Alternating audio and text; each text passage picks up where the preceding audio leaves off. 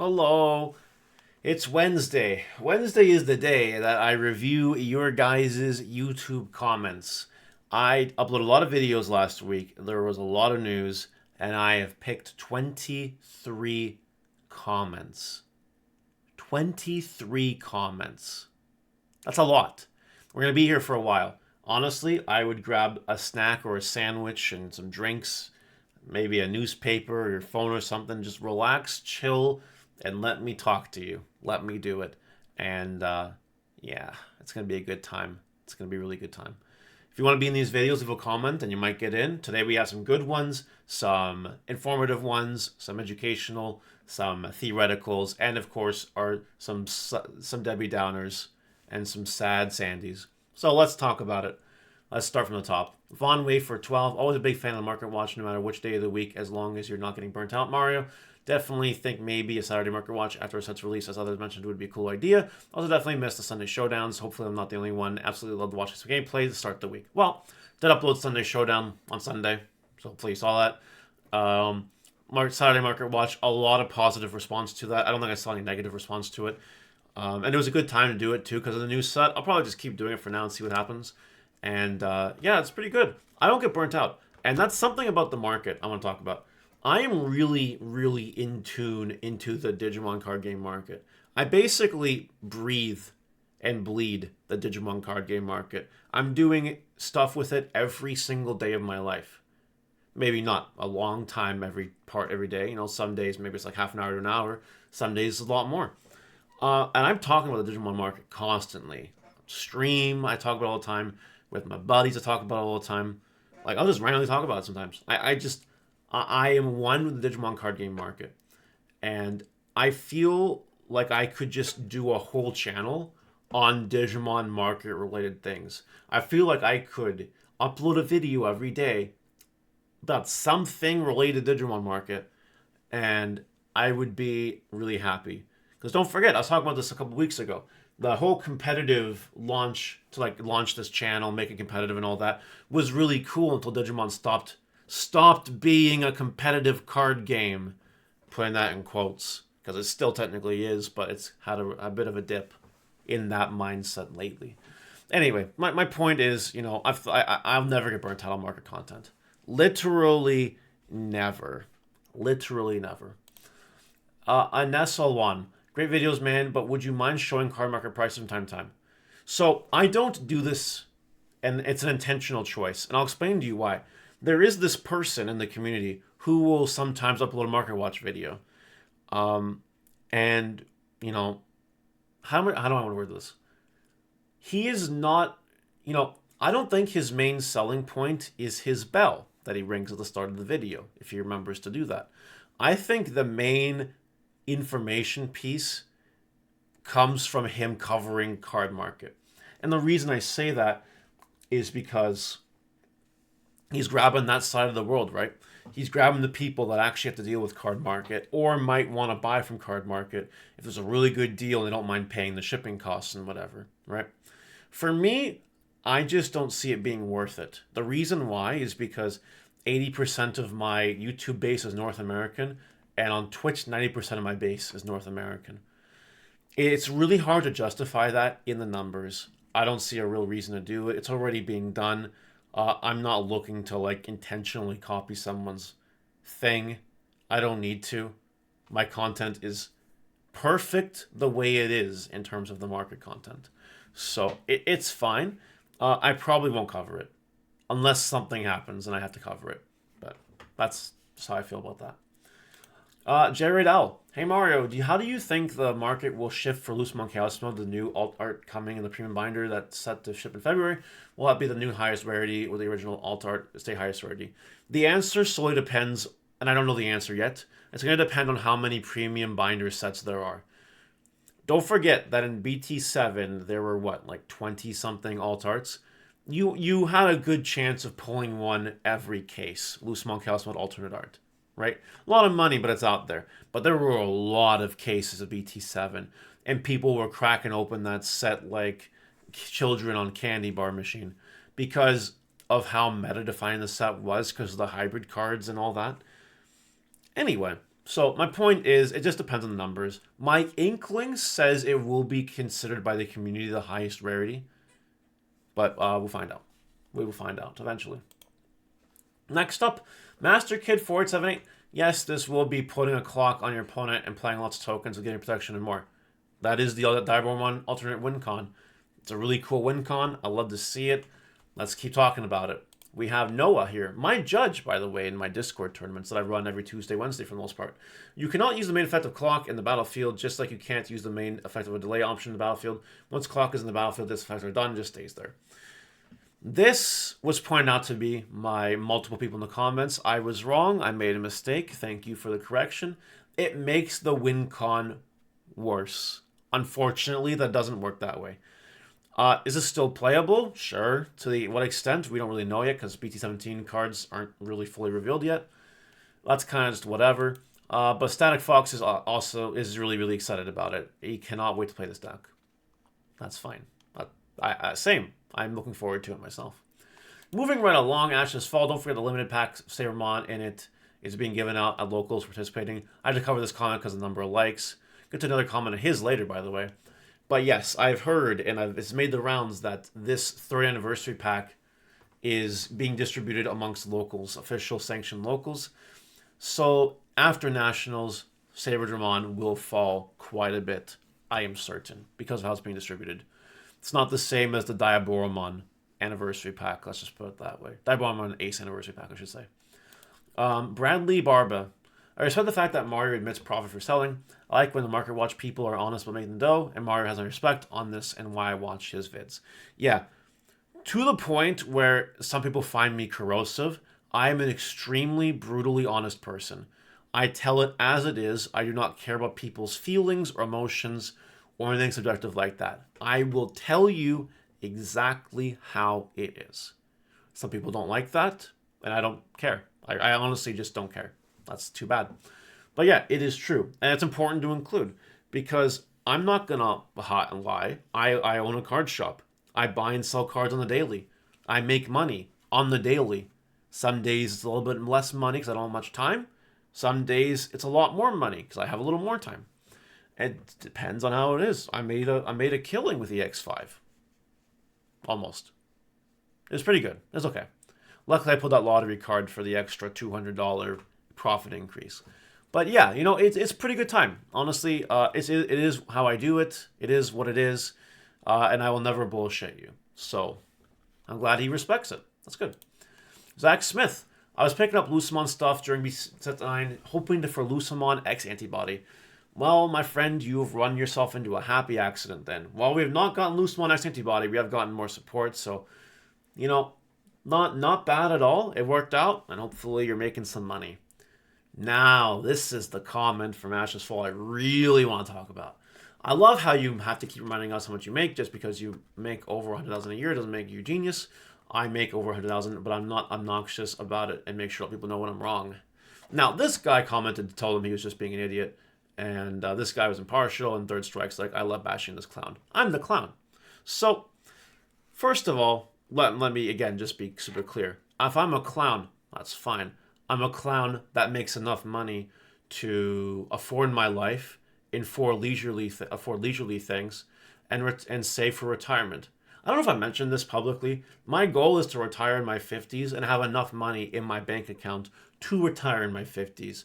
And I'm happy to say that I am on par to hit that right now. I do need to start grinding a little bit more, but I'm getting there, and I'm happy about it. You know, I'm becoming asset healthy and whatever. Okay, so I'm a clown that has his shit together, which I think is more than Third Strike. But anyway, I don't know that for sure. So I will avoid speculation, address the main deal at hand. I am obnoxious about it. I think the term I literally just used was brutally honest. And again, I don't mention it to flex. I don't really need to flex. I don't really care. But I think it's important to know I think it's important to establish some kind of authority or figurehead on the statements that I make, right? If people know, like this guy put it well, right? If I make more money, people are more likely to listen to me because my advice is tried and true, as opposed to some guy flipping burgers at McDonald's. You know what I mean? Like, no offense to anyone that flips burgers at McDonald's, by the way, but it is just the way it is. I mention it as a point of strength, not as a point of bragging. Again, I don't care to brag. I don't need to brag. I'm doing quite well for myself. I'm great. The only issues in my life are not related to money at all. So we're doing good. I'm happy. And I let people know when I'm wrong. I also do that. I think, I literally just admitted I was wrong. What, like 5 minutes ago? Oh man, this guy has some egg on his face. I don't really care. If this guy doesn't like my commentary, he doesn't have to be here. I don't need him. I don't need this guy. I don't need that guy. I don't need anyone else that thinks that way as well. I don't give a fuck about this person, that person, or anyone else. Also, he's probably just trolling. But I love you anyway. Moving right along, Jed Rock. I'll subscribe if you answer me this question. What is meant by the whole turn on notifications on the Smash Potatoes thing? Is it an inside joke? Some pop culture reference that I'm oblivious to. I want to subscribe, but I'm not sure if I need to go to the potato store first. I'll tell you. So back when I started doing Digimon content, Smash Potatoes is a green option. It came out in the very first set in the English world. I just decided to brand with that. It was a cool way to get people to hit the notification bell, just mentioning it. Silly branding.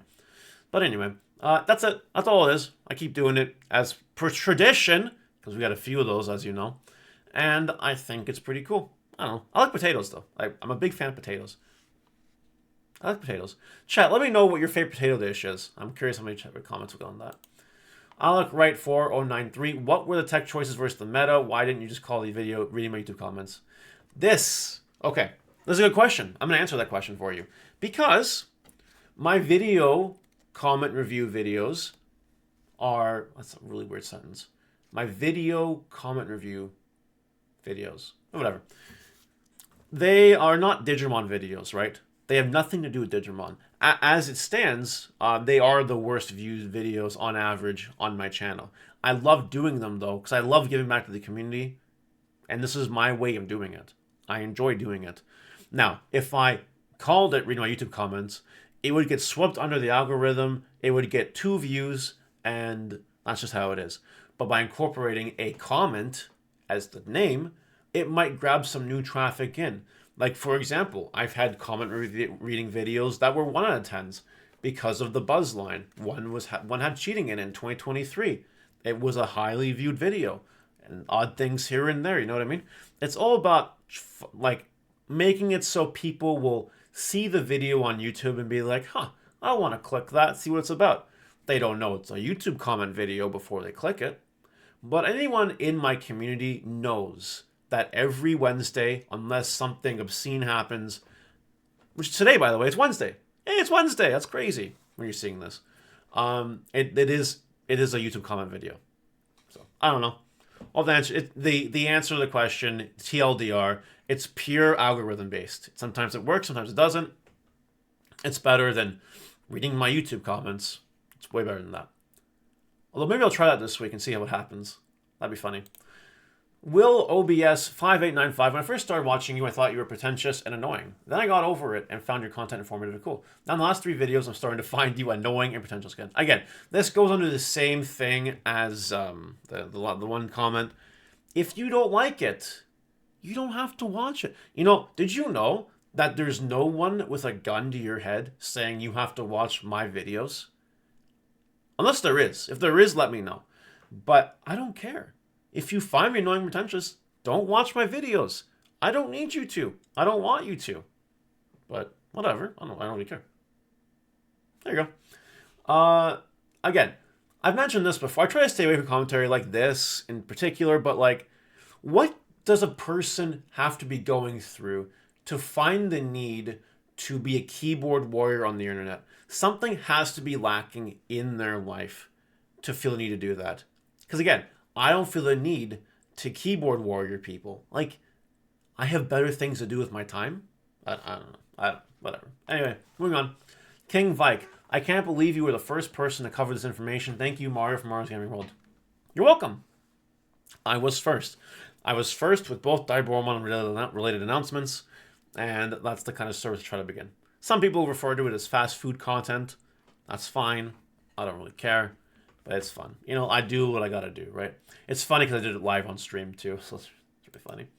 Let's go Eosmon. This is just a commentary relating to Blackfear and the BT-17 reveals. That's all. That's all it is.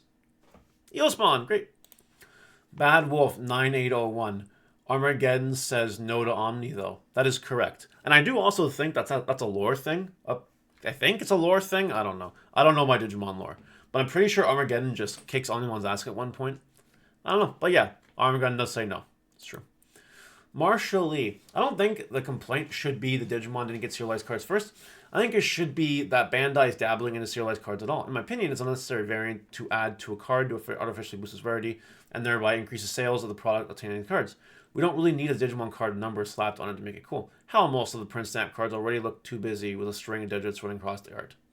That is a very interesting opinion. You know what? I like this. I'll tell you why, though. Unfortunately, we live in a world where Bandai gave One Piece the golden spoon. What I mean by that is serialized prize cards. Bandai just decided to do that. By doing that, they opened up a can of worms to where everyone else was like, where the fuck are our serial cards? That's a good question.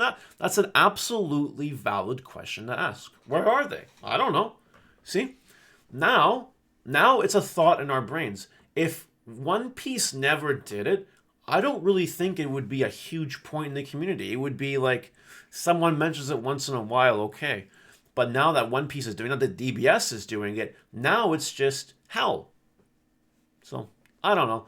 I would have rather serialized cards never graced Bandai's presence. But we live in a world where they did, so now we gotta play with what we're given. Worst idea ever. I learned that the Bandai community either loves the serialized cards, if so, you're a One Piece player or DBS player, or you hate them and you're angry at me for mentioning it if you're a Digimon player. I learned that. I was last week years old when I found out that the Digimon community did not want serialized cards. There was more negative reception than positive, by a lot, by a noticeable lot. It wasn't like 60-40, let me tell you. So I do find that interesting. I don't know. I think it's weird that DBS is putting their serialized card in the pack. I think it would be better as a prized card, but what do I know? I don't know.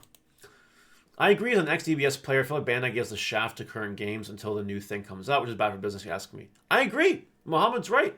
I agree. But this is how Bandai makes their money. They're not going to stop anytime soon. All right. It's been a long time since I've covered a Mox Moonstone Mr. Nicholas essay on my channel. So, let me take a drink of water real quick. My throat's getting kind of dry. We've been at this for 18 minutes. It's good water. All right. As someone who has played Magic close to enough to its current state, I think serialized cards both look bad and are necessary for collectability in a world with unlimited print caps and mass market demand. Regionals and nationals should have alternate cards for top 32 to make the art semi-accessible, but giving the winner a serialized version so the high rollers can have their security in knowing the prize card isn't going to be printed into oblivion. Hopefully, if the Digimon designers recognize this and serialize their cards for high-level regional placement, but put it in the bottom corner so it doesn't look like a big god-awful Goku with a big black block right where it should be. Oh man, that was a read. Whew, oh boy, I'm getting sweaty. Yeah. Sure. I don't disagree with this. I'm not going to give an essay in response to the essay. I'm just going to let it stand the test of time here. But yeah, I think we've made our point about serialized cards. I think we drove that point home. All right, we got a few more comments to go. Underworld's Call is a very good call up. Supply is very low for that one. Yes, I give good investment advice sometimes. It's true. It's a very true thing here. And then Apollo Sparks, Mario, can you use your magic market watch powers make me think Galmon cheaper? It'll drop eventually, I promise. Not right now, but my magic takes time. And finally, High Score Chef. Hey, that was me. I bought 4 copies of Gold Mastermon. Well, congratulations on destroying the market with Gold Mastermon. What a guy. What a person. Very nice to see. All right, 20-minute long video. Hope you guys enjoyed it. Let me know what you think. I'll see you later. Bye.